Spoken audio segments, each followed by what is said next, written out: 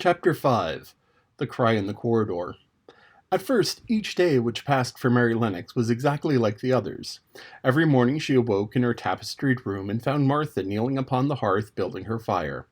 Every morning she ate her breakfast in the nursery, which had nothing amusing in it.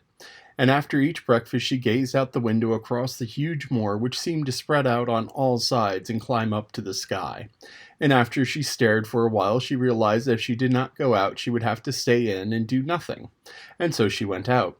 She did not know that this was the best thing she could have done, and she did not know that, when she began to walk quickly or even run along the paths and down the avenue, that she was stirring her slow blood and making herself stronger by fighting with the wind, which swept down from the moor. She ran only to make herself warm, and she hated the wind which rushed against her face and roared and held her back as if it were some giant she could not see.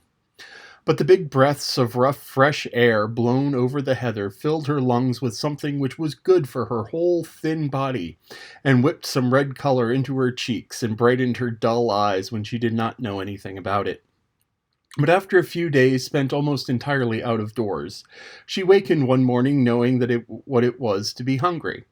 And when she sat down to her breakfast, she did not glance disdainfully at her porridge and push it away, but took up her spoon and began to eat it, and went on eating it until her bowl was empty. "Thou got on well enough with that the morning, didn't thou?" said Martha. "It tastes nice today," said Mary, feeling a little bit surprised herself. "It's the air of the moor that's given thee stomach for the victuals," answered Martha. "It's lucky for thee that the victuals as well as appetite.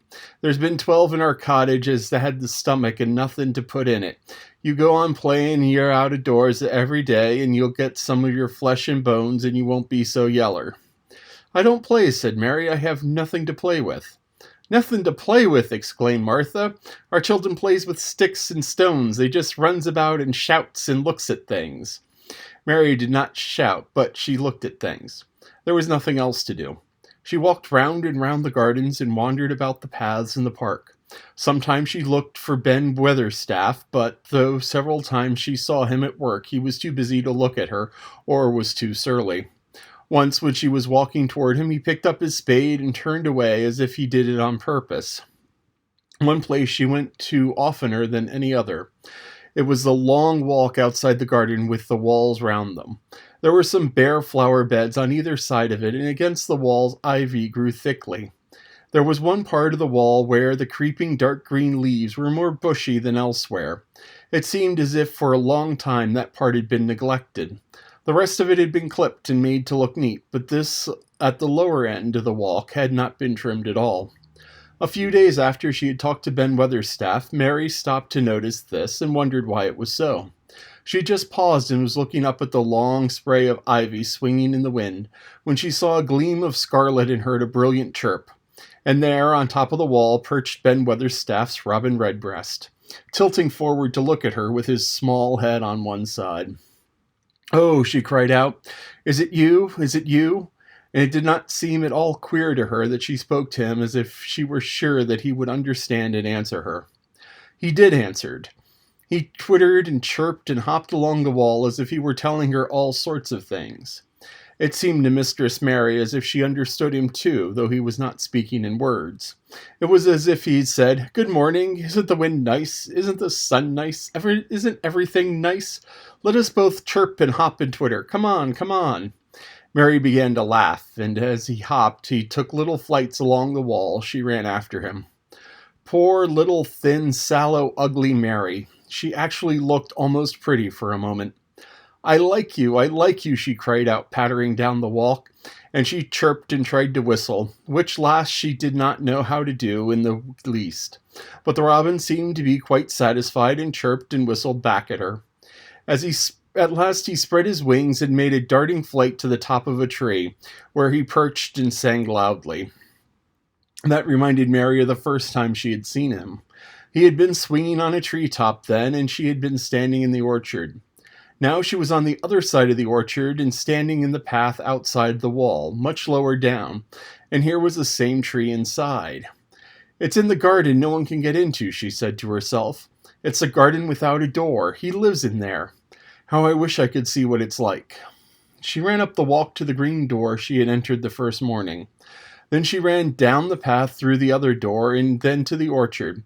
And when she stood and looked up, there was a tree on the other side of the wall.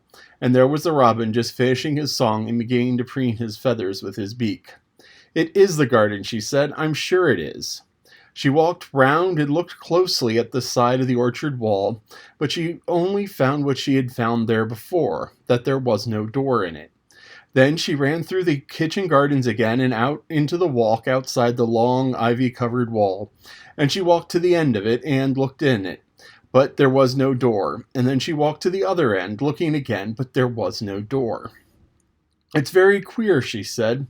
"Ben Weatherstaff said there was no door, and there is no door, but there must have been one 10 years ago because Mr. Craven buried the key." This gave her so much to think of that she began to be quite interested and feel that she was not sorry that she had come to Misselthwaite Manor. In India she had always felt too hot and too languid to care much about anything. The fact was that the fresh wind blew from the moor and began to blow the cobwebs out of her young brain and waken her up a little. She stayed out of doors nearly all day, and when she sat down to her supper at night she felt hungry and drowsy and comfortable. She did not feel cross when Martha chattered away. She felt as if she rather liked to hear her, and at last she thought she would ask her a question. She asked it after she had finished her supper and had sat down on the hearthrug before the fire. "Why did Mr. Craven hate the garden?" she said. She made Martha stay with her, and Martha had not objected at all. She was very young and used to a crowded cottage full of brothers and sisters, and she found it dull in the great servants' hall downstairs, where the footmen and upper housemaids made fun of her Yorkshire speech and looked upon her as a common little thing, and sat and whispered among themselves. Martha liked to talk, and the strange child who had lived in India, had been waited upon by blacks, was novelty enough to attract her. She sat down on the hearth herself without waiting to be asked. "Art thou thinking about the garden yet?" she said. "I knew thou would. That was just the way with me when I first heard about it." "Why did he hate it?" Mary persisted. Martha tucked her feet under her and made herself quite comfortable. "Listen to the wind wuthering around the house," she said. "You could bear stand up on the moor if you was out on it tonight." Mary did not know what wuthering meant until she listened, and then she understood. It must mean the hollow, shuddering sort of roar which rushed round and round the house, as if a giant no one could see were buffeting it and beating at the walls and windows to try and break in. But one knew he could not get in, and somehow it made one feel very safe and warm inside of a room with a real red coal fire. "But why did he hate it so?" she asked after she had listened. She intended to know if Martha did. Then Martha gave up her store of knowledge. "Mind," she said, "Mrs. Medlock said it's not to be talked about. There's a lot of things in this place that's not to be talked about. That's Mr. Craven's orders.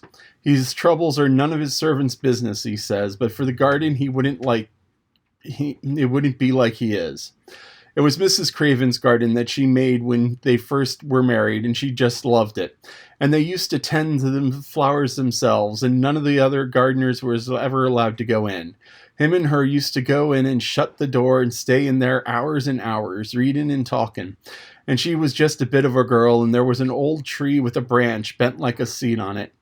And she made roses grow over it, and she used to sit there. But then one day when she was sitting there, the branch broke and she fell on the ground and was hurt so bad that the next day she died. The doctors thought he'd go out of his mind and die too. That's why he hates it. No one's never gone in since, and he won't let anyone talk about it." Mary did not ask any more questions. She looked at the red fire and listened to the wind wuthering. It seemed to be wuthering louder than ever.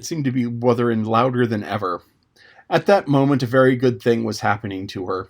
4 good things had happened to her, in fact, since she came to Misselthwaite Manor. She had felt as if she had understood a robin and that he had understood her. She had run in the wind until her blood had grown warm. She had been healthily hungry for the first time in her life, and she found out what it was to be sorry for someone. But as she was listening to the wind, she began to listen to something else. She did not know what it was, because at first she could scarcely distinguish it from the wind itself. It was a curious sound. It seemed almost as if a child were crying somewhere. Sometimes the wind sounded rather like a child crying, but presently Mistress Mary felt quite sure this sound was inside the house and not outside of it. It was far away, but it was inside. She turned round and looked at Martha. "Do you hear anyone crying?" she said. Martha suddenly looked confused. "No," she answered, "it's the wind. Sometimes it sounds as if someone was lost out on the moor in Wayland. It's got all sorts of sounds." "But listen," said Mary, "it's in the house, down one of those long corridors." And at that very moment a door must have been opened somewhere downstairs, for a great rushing draught blew along the passage, and the door of the room they sat in was blown open with a crash. As they both jumped to their feet, the light was blown out and the crying sound was swept down the far corridors, so that it was to be heard more plainly than ever. "There," said Mary, "I told you so. It's someone crying, and it isn't a grown-up person." Martha ran and shut the door and turned the key. But before they both heard the sound of a door in some far passage shutting with a bang, and then everything was quiet, for even the wind ceased wuthering for a few moments. "It was the wind," said Martha stubbornly, "and if it wasn't, it was little Betty Butterworth, the scullery maid. She's had the toothache all day." But something troubled and awkward in her manner made Mistress Mary stare very hard at her. She did not believe she was speaking the truth.